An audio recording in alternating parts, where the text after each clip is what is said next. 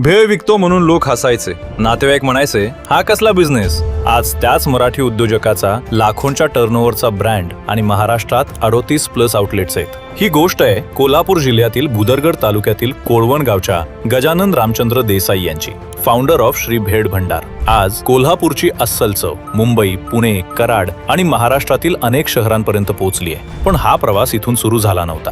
घरची परिस्थिती सामान्य, वडील ट्रक ड्रायव्हर, आई शेती करायची, गावातील मराठी शाळेत शिक्षण आणि रोज कोळवण ते गारगोटी सायकलवरून प्रवास। मोठं स्वप्न मात्र एकच, स्वतःची 4 चाकी आणि एक आलिशान घर। पुढे एका कंपनीत ऑपरेटर म्हणून जॉब सुरू केली, मेहनतीच्या जोरावर असिस्टंट मॅनेजर पर्यंत पोहोचले। पण मन मात्र स्वतःचा बिझनेस करण्यासाठी धडपडत होतं।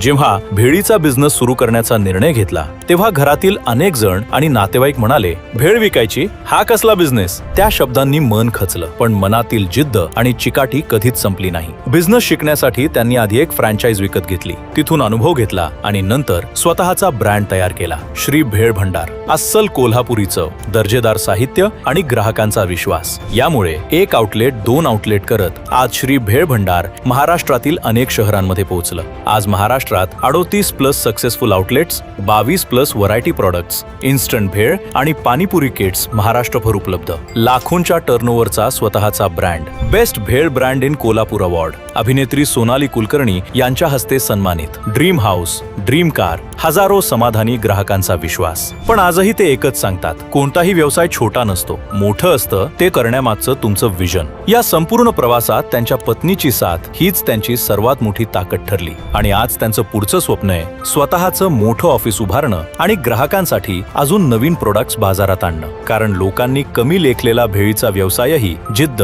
गुणवत्ता आणि विश्वासाच्या जोरावर लाखोंच्या टर्नओव्हरचा ब्रँड बनू शकतो।